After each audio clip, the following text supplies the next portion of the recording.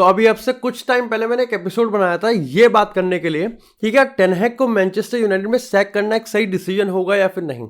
और हमने उस एपिसोड में बात करते करते इस कंक्लूजन पे पहुंचे थे कि अभी के हिसाब से अगर टेन हैग और मैनचेस्टर यूनाइटेड की स्टोरी लाइन की बात करें तो यहाँ पर कुछ ऐसे पॉइंट्स हैं जो कि यूनाइटेड को चाहे वो माने या ना माने, चाहे इसको आप इंटेंशनल कहो, फोर्सफुल कहो या फिर अपनी मर्जी की बात कहो, यहाँ पर टेन हैग को सैक किया नहीं जा सकता। लेकिन मैनचेस्टर डर्बी की हार के बाद कहीं ना कहीं टेन हैग और इस पूरे मैनचेस्टर यूनाइटेड की स्टोरी लाइन में, जो कि हमने उस एपिसोड में बात करी थी जिसका लिंक मैं यहाँ पर डिस्क्रिप्शन में दे दूंगा, यहां पर दो लूप होल निकलते हुए दिख रहे हैं। देखो, पहली चीज तो यहां पर यह है कि फैन सपोर्ट अब खिसकता हुआ दिख रहा है। पहली बार यहां पर ऐसा हुआ है कि मैनचेस्टर यूनाइटेड ने होम क्राउड ने यहां पर कंटिन्यूअसली टेन हैग को बू किया। उसके बाद अगर दूसरे पॉइंट की बात करें कि रिजल्ट नहीं आ रहे हैं, और उस एपिसोड में हमने इन दोनों पॉइंट्स को यहां पर छोड़ दिया था, और वही दो पॉइंट्स ऐसे पॉइंट्स हैं जहां पर आप रिगार्डलेस ऑफ द फैक्ट कि मैनचेस्टर यूनाइटेड की सारी जितने भी फैक्टर्स हैं वो आपके फेवर में काम कर रहे हैं, लेकिन अगर आपके फेवर में ये दो पॉइंट्स काम नहीं कर रहे तो आप नहीं बच सकते। तो क्या यहां पर हम एपिसोड लाइक मैनचेस्टर डर्बी के मैच से पहले इस पे ब्रीफ क्यों हुआ? अब देखो, अगर मैनचेस्टर डर्बी की बात करें तो यहां पर मेरे को लगता है कि कोई भी मैनचेस्टर यूनाइटेड का फैन यहां पर एक तरफा ये नहीं सोच रहा था कि सिटी को हम हरा देंगे, या फिर टेन हैग एक ऐसी टैक्टिक्स लेके आएगा या फिर एक ऐसा स्टार्टिंग 11 लेके आएगा कि यहां पर सिटी को हम सरप्राइज कर देंगे और हम सिटी को यहां पर दबाने की कोशिश करेंगे। ऐसा कुछ नहीं था। लेकिन मेरे को लगता है कि यहां पर जिस तरीके की स्टार्टिंग 11, यहां पर जिस तरीके की टैक्टिक्स हमको देखने को मिली है मैनचेस्टर यूनाइटेड की तरफ से, वो जितना एक्सपेक्ट किया था या फिर जिस चीज से डर रहे थे वो उससे भी खराब निकला। सबसे पहले तो आप यहां पर लिंडलॉफ को लेफ्ट बैक खिलाते हो जबकि आपके पास रेगुलॉन है। उसका सवाल यहां पर लोग अभी तक फिगर आउट नहीं कर पा रहे। आप यहां पर स्कॉट मैकटोमिने को नंबर 10 पे खिला रहे हो, ठीक है, आप स्कॉट मैकटोमिने का एक बेटर वर्जन निकाल रहे हो। आपको पता है कि यहां पर स्कॉट मैकटोमिने आपके लिए गोल स्कोर कर रहा है, तो आपको गलीच फुटबॉल खिलाना है, आपको जीतना है। और आउट ऑफ एवरी गेम, देखो मैं यहां टेन हैग के साथ हूं, out of every game if there is one game जहां पर स्कॉट मैकटोमिने के साथ हराम बॉल या फिर गलीच बॉल खेलने का कोई जरूरत है, वो ये गेम है। आप यहां पर शेफील्ड यूनाइटेड से आउटक्लास होके, आप यहां पर ब्रेंटफोर्ड के अगेंस्ट आउटक्लास होके, टैक्टिकली कुछ है नहीं आपके पास, और आप विद इन 3 दिन ये नहीं कह सकते कि मैनचेस्टर सिटी के साथ तो हम यहां पर बिल्कुल ही भिड़ जाएंगे और टैक्टिकली और मैन टू मैन प्रेस कर देंगे, 4 एट द बैक खिलाएंगे, 5 एट द बैक खिलाएंगे। ये सब नहीं कर सकते आपको अपना मोस्ट इफेक्टिव गलीच फुटबॉल खेलना पड़ेगा अगर आपको एक बड़ी टीम के अगेंस्ट यहां पर मैच निकालना है। और इस मैच से पहले हम जितने भी मैचेस निकाल रहे थे वो ऐसे ही निकल रहे थे, चाहे हम यहाँ पर मिडवीक स्कॉट मैकटोमिने के स्क्रीमर की बात करें, चाहे हम यहाँ पर ब्रेंटफोर्ड के अगेंस्ट उसके विनर की बात करें। अब यहाँ पर प्रॉब्लम ये हुई कि आपने लाइक स्कॉट मैकटोमिने को बिल्कुल बिगर देन लाइफ एक फिगर बना दिया कि आप तो नंबर 10 पे खेलो, और यहाँ पर एक शॉट उसने मारा भी था जो कि एडरसन ने सेव किया था। लेकिन आप ये भूल गए कि आप फिर ब्रूनो फर्नांडिस को राइट विंग पे खिला रहे हो। आप राइट विंग पे खिलाना, जेडन सांचो से भिड़ी हुई है, एंटनी यूज नहीं कर पा रहे हो, और वो खुद है भी नहीं इस लायक। मेरे को तो अभी एंटनी पे बताऊंगा मैं। ब्रूनो फर्नांडिस को आप राइट विंग पे यूज कर रहे हो, जहां पर सबको पता है कि Bruno as a right wing player, ठीक है, वो अपना बेस्ट देने के लिए कोशिश करता है, लेकिन उसकी वीकनेस बहुत ज्यादा वल्नरेबल हो जाती है, वो वहां से वो चेंज क्रिएट कर ही नहीं सकता। अब देखो, इसके पीछे यहाँ पर जब मैंने पढ़ा कि भाई क्या रीजन था कि वो ब्रूनो को राइट विंग पे खिलाने के लिए तैयार हो गया और स्कॉट मैकटोमिने को नंबर 10 पे, इसके पीछे का रीजन ये था कि क्योंकि स्कॉट मैकटोमिने, मार्कस रैशफोर्ड और होयलैंड तीनों एक ऐसे फिगर हैं जो कि यहाँ पर आपके पेनल्टी बॉक्स में आ सकते हैं। उसके पीछे की जो फिलॉसफी थी वो ये थी कि भाई ब्रूनो राइट विंग से क्रॉसेस डालेगा, सेम गोज फॉर डियोगो डालो, और हमारे पास वो प्लेयर्स की प्रोफाइल्स होंगी जो कि यहाँ पर हेडिंग एबिलिटी भी रखते हैं, एरियल थ्रेट भी रखते हैं, और यहाँ पर डिफ्लेक्शन और पेनल्टी बॉक्स में क्राउड करके गोल स्कोर कर सकते हैं। और इसी वजह से यहाँ पर मिडफील्ड की बात करें तो एरिक्सन को भी खिलाया गया। अब देखो, एरिक्सन में मेरे को लगता है कि ज्यादा लोग डिबेट नहीं करेंगे, कुछ लोग करेंगे डिबेट, इसलिए नहीं करेंगे क्योंकि काफी लोग कहेंगे कि एरिक्सन ने अपना जो पोजीशन है उसको अर्न किया है। लेकिन जो डिबेट करेंगे वो इस चीज पे कहेंगे, एक मिनट, आपने एक 60 मिलियन का प्लेयर खरीदा था और आपकी वो प्रोफाइल थी जो कि आपको मोस्ट इंपॉर्टेंट लग रही थी, जबकि कंटिन्यूसली सब एक फैन बेस का एक हिस्सा था वो ये कह रहा था कि मेसन माउंट वो प्लेयर नहीं है जो कि यूनाइटेड को चाहिए। फिर भी टेन हैग ने उसको प्रायोरिटी बनाया, फिर भी टेन हैग ने उसकी इंपॉर्टेंस रखी, और अब आप जब वो फुल्ली अवेलेबल है तो आप उसको खिला नहीं रहे। ऐसा क्यों है? जबकि आपको पता है कि यहां पर एरिक्सन की बात करें, यस एरिक्सन ने अर्न किया है, लेकिन इसका मतलब ये नहीं कि अगर आपने अर्न किया है तो आप यहां पर बिल्कुल प्रॉपर फिट हो। उसका यूज करने का एक तरीका है। एरिक्सन यहां पर मिडफील्ड में एथलेटिसिज्म और वो नहीं देता। यस, वो आपको एक कंपोजर देता है, आपको एक कामनेस देता है, लेकिन आपको यहां पर मेसन माउंट के लेग्स की बहुत ज्यादा जरूरत है। अब गेम स्टार्ट की बात करते हैं। अब देखो, अगर वैसे उस तरफा बात करें, मैनचेस्टर सिटी की स्टार्टिंग 11 एब्सोल्युटली ब्रिलियंट थी, वही ट्रेबल विनिंग साइड थी। यहाँ पर लाइक केडी भी नहीं था और यहाँ पर नेथन आके नहीं था, बाकी एडरसन था, उसके बाद रूबन दियास था, यहाँ पर जॉन स्टोन्स था, उसका काइल वॉकर था, यहाँ पर आपके पास गॉर्डियोल था। मिडफील्ड की बात करें तो आपके पास रॉड्री है, बर्नार्डो सिल्वा है, फिल फोडन है, यूलियन अल्वारेज है, अर्लिंग हालैंड है और आपके पास यहाँ पर जैक ग्रिलिश है। आप सबसे पहले बात करते हैं यहाँ पर गेम स्टार्ट की। अब देखो यहाँ पर सही मायने में ऐसा मैनचेस्टर सिटी ने कुछ out of the box game start नहीं कर रहा था कि बिल्कुल यूनाइटेड पिद रही है। और पहले अगर 15-20 मिनट की बात करूं या फिर मैं रिगार्डलेस की पहले हाफ की बात करूं तो बहुत हद तक शांत था। शांत से क्या मतलब कि लाइक मैनचेस्टर टक्कर दे रही थी, नहीं, लेकिन मैनचेस्टर सिटी भी अपने कोई बेस्ट पे थी नहीं। अब उसमें यहाँ पर डेफिनेटली कुछ ऐसे पॉजिटिव्स थे जो कि आने वाले हाफ में यूनाइटेड को बिल्कुल ही नेस्तनाबूद कर देंगे। लेकिन पहले हाफ में अपार्ट फ्रॉम दैट गोल, जो कि ऑफकोर्स वहाँ पर रॉसमस हॉयलैंड ने बकचोदी कर दी। अब ऑफकोर्स तुम्हारे में से काफ़ी लोगों का ये होगा कि ये तो 15-20 फाउल होते हैं यार हर मैच में। मेरा मानना ये है कि ये एक बहुत सॉफ्ट पेनल्टी कॉल है। पेनल्टी बॉक्स में हमने ऐसा देखा है, लेकिन इतना ऑब्वियस शायद से ये एक बेवकूफ़ी है हॉयलैंड की तरफ से कि आप पेनल्टी बॉक्स में बिल्कुल ही अब्रप्टली ये नहीं कर सकते। लेकिन यहाँ पर जो ऑन फील्ड रेफरी था उसने नहीं दिया। बाद में वीआर कहता है कि ऑन फील्ड रेफरी है भाई, आप देख के आओ वहां पर कि ये देना चाहिए नहीं देना चाहिए। मेरा ये मानना है कि अगर उसको देना होता तो पहले बार ही मैं दे देता। ऐसा तो है नहीं कि भाई उसने खुद कहा कि मैं वीआर देखना चाहता हूं क्योंकि मेरे को क्लियरली नहीं दिखा।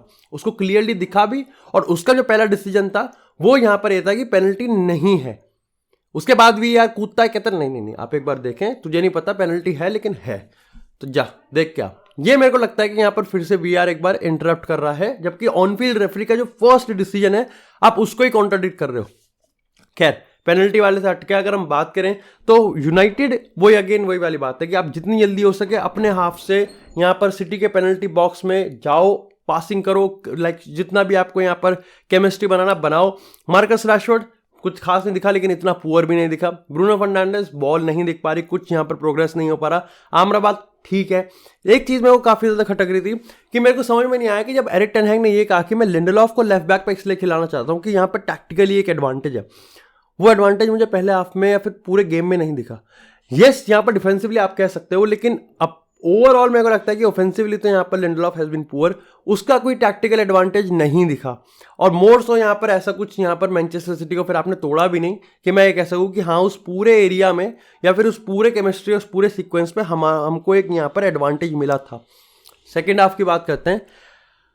देखो मेरे को लगता है कि सेकेंड हाफ में अपन मोस्ट प्रॉब्ली ठुक गए, क्योंकि आप देखो यहाँ मेसन माउंट लिया है। अब देखो काफी लोग यहाँ पर मेसन माउंट कर रहे थे, लेकिन सही बताऊं तो बात यह है कि मेसन माउंट, एक तो पहले तो आपने उसको सही तरीके से यूज नहीं किया, दूसरी चीज आप मेसन माउंट को लाइक है ही नहीं मेसन माउंट आपकी प्रॉब्लम को सॉल्व करने का, तो आप फिर उस पर सोल्यूशन ढूंढ भी नहीं सकते।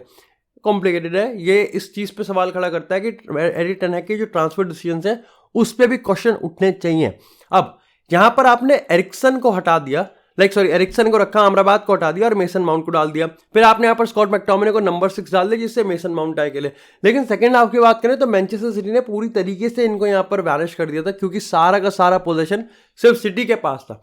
यहाँ पर जैसी सिटी पोजीशन लूज करती थी, उनका जो कलेक्टिव प्रेस होता था वो यहाँ पर इतना ज्यादा इफेक्टिव होता था कि यूनाइटेड चाहकर भी कुछ नहीं कर पाती थी।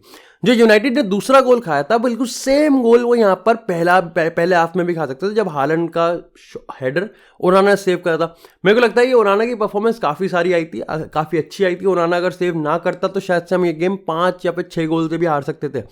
अब यहाँ पर मेरे को लगता है कि यूनाइटेड का एक बहुत बेकार और बहुत लेजी एक्सक्यूज है, टैक्टिक्स है, कि आप पहले हाफ में जिस तरीके से यहाँ पर गोल खाने वाले थे, सेकंड हाफ में बिल्कुल पहले 2 मिनट में आपने गोल खाया। इसका मतलब आपने टीम टॉक में टेन हैग ने ये बताया ही नहीं कि ये एक ऐसी चीज़ है जो कि वो थ्रेट बार बार यूज़ करेंगे। और आप कितने ही गेम्स देख लो, मैनचेस्टर सिटी पेनल्टी बॉक्स में जाके इस तरीके की सीक्वेंस बनाती है, रिगार्डलेस कि यहाँ पर मैनचेस्टर यूनाइटेड ने इसका कुछ नहीं करा।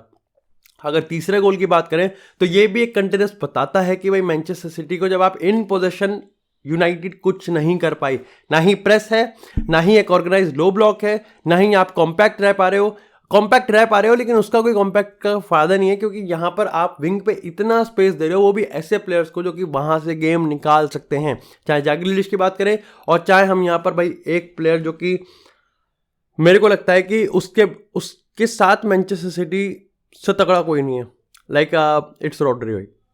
मतलब रॉड्री आपको विंग पे भी दिख जाएगा, रॉड्री आपको यहाँ पर लाइक नंबर 6 के उस पर भी दिखेगा। रॉड्री जो कंट्रोल देता है, जो यहाँ पर गेम के टेम्पो को सेट करता है, जो डिस्ट्रीब्यूट करता है, उसको डर ही नहीं है। यहाँ पर एरिया कितना यहाँ पर लाइक हौच पौच है, यहाँ पर कितने सारे सिटी के प्लेयर्स हैं, उसको उससे कोई डर ही नहीं है, उसको उससे कोई फ़र्क ही नहीं पड़ता। उसको फ़र्क पड़ता है सिर्फ और सिर्फ यहाँ पर डिस्ट्रीब्यूशन से। वो उसकी जो डिस्ट्रीब्यूशन है, उसका जो विजन है।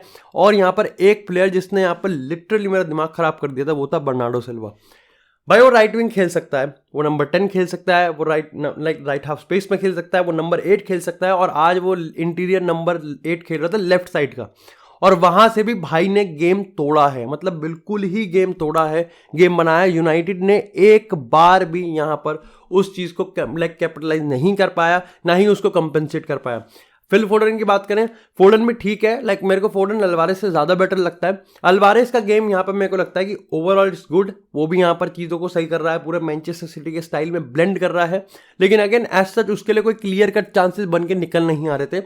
अर्लिंग हालैंड के लिए चांसेस बने और उसने उस चांसेस को लिए भी, चाहे पेनल्टी की बात करें, हेडर की बात करें, और यहाँ पर जब उसने सेटअप किया फिल फोडन को। एरिक टेन हैग का जो गेम स्टाइल रहा है वो काफ़ी ज़्यादा पुअर रहा है मैनचेस्टर सिटी को हर्ट करने के लिए। अगर मेरे सबसे पहली चीज़ तो आज हमने दो चीज़ देखी, या फिर अगर आपका काउंटर अटैकिंग वाला फुटबॉल है वो काम नहीं कर रहा, क्योंकि इसमें एक चीज़ तो ये थी कि मैनचेस्टर सिटी की तरफ से जो काइल वॉकर था वो इतना ज़्यादा रिकवरी पेस रखता है कि भाई यूनाइटेड लाइक पास कोई था ही नहीं आंसर। अगर हम यहाँ पर बॉल प्रोग्रेशन की बात करें तो यहाँ पर मार्कस रैशफोर्ड बॉल प्रोग्रेस कर पा रहा था, लेकिन जो फाइनल डिसीजन था वो बेकार था। ना ही सिर्फ रैशफोर्ड का था बल्कि सबका ही बेकार था।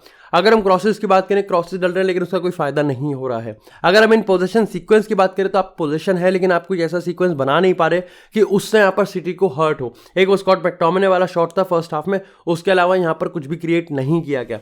अगर मिड लाइक सेंट्रल प्रोग्रेशन की बात करें तो आप सिटी को रोक नहीं पा रहे। सिटी यहाँ पर आपको पोजीशन के साथ पिदा रही है तो आप उसको रोक नहीं पा रहे। और एंटनी की मैं अगर बात करूं तो एंटनी मतलब मेसन माउंट 60 मिलियन, एक ऐसा प्लेयर जिसको आप चाहते हो कि वो आपकी प्रॉब्लम सॉल्व करे, लेकिन अल्टीमेटली आपको ये पता है वो सॉल्यूशन नहीं है।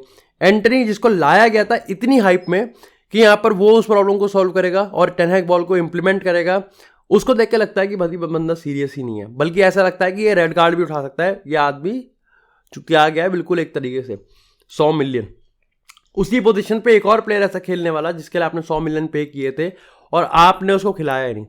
तो 60, 100 और 100, 250 मिलियन आपने 3 ऐसे प्लेयर्स पे खर्च किया जिसका आपको कोई अंदाजा नहीं है कि क्या चल रहा है क्या नहीं चल रहा है। आपको स्कॉट मैकटोमिने दिख गया, लेकिन आपको ये नहीं दिखा कि स्कॉट मैकटोमिने नंबर 6 पे कभी काम करा ही नहीं है, ना ही तेरे अंडर करेगा, ना ही पिछले मैनेजर्स के अंडर कराए। तो इसमें यहाँ पर कोई भी रॉकेट साइंस नहीं है। ओवरऑल मेरे को लगता है कि यूनाइटेड की तरफ से इस डर्बी में कुछ था ही नहीं देने के लिए, उन्होंने कुछ भी यहाँ पर उनको थ्रेट नहीं करा। ओवरऑल ये पूरा का पूरा सिटी का डोमिनेंस था और ये बताता है कि भाई ओवर द कुछ ईयर्स की अगर हम बात करें तो मैनचेस्टर सिटी और मैनचेस्टर यूनाइटेड में कितना बड़ा डिफरेंस है। मेरे को लगता है कि प्रीमियर लीग की अगर हम बात करें तो यूनाइटेड का तो पता साफ से दिख रहा है मेरे को चैंपियंस लीग स्पॉट से। ओवरऑल सबसे बड़ा सवाल ये आता है क्या टेन हैग सैक होगा। देखो मैंने यहाँ पर इसलिए दो चीज़ कही थी, फैन सपोर्ट अभी तक था अब नहीं है, उसके पीछे बहुत रीजन आ रहे हैं। ट्रांसफर मार्केट एक्टिविटी, जो प्लेयर्स तूने खरीदे वो काम नहीं कर रहे, जो टैक्टिक्स तू इंप्लीमेंट कर रहा है वो काम नहीं कर रही, जो स्क्वाड तू सेलेक्ट कर रहा है वो काम नहीं कर रहा, सब्स्टिट्यूशन के डिसीजन, जो कि मार्कस रैशफोर्ड को बाहर जाना चाहिए था, रास्मस हॉयलैंड को होना चाहिए था। हॉयलैंड भी क्या खेल रहा है, हॉयलैंड एक शाइनिंग ब्राइट है, लेकिन ये शाइनिंग ब्राइट वाला चलता नहीं ना। 7 प्रीमियर लीग में आपके 0 गोल 0 असिस्ट है। उसके बाद अगर हम बात करें यहाँ पर गेम्स रिजल्ट की, अब देखो यहाँ पर मैनचेस्टर डर्बी आ रहे हैं, उससे पहले यहाँ पर 2 प्रीमियर लीग के मैचेस आप जीत गए, लेकिन ओवरऑल यहाँ पर अभी भी जो ओवरऑल कंसेंसस है वो यही है कि यूनाइटेड बहुत बुरी तरह पिलने वाली है आने वाले टाइम में, और आप जो जीत रहे हो वो फ्लूक पे जीत रहे हो। और फ्लूक वाला जो गेम होता है कि तुक्के में बाहर से स्क्रीमर मार दो कोई भी, वो यहाँ पर हाईली सस्टेनेबल नहीं होता, बल्कि लोली सस्टेनेबल भी नहीं होता, हाईली अनस्टेबल होता है, और टेन हैग उसका प्राइस पे कर सकता है। अल्टीमेटली यूनाइटेड एक इतना बड़ा क्लब है कि उनको वो डिसीजन लेने पड़ेंगे जो कि शायद से उन्होंने लॉन्ग टर्म को सोच के लिए थे, लेकिन शॉर्ट टर्म में वो काफ़ी ज़्यादा कैटास्ट्रॉफिक आ रहे हैं। बाकी देखना पड़ेगा कि यूनाइटेड का इसके रिगार्डिंग क्या आंसर है, एंड पर्टिकुलरली टेन हैग इस चीज़ को कैसे चेंज कर सकता है।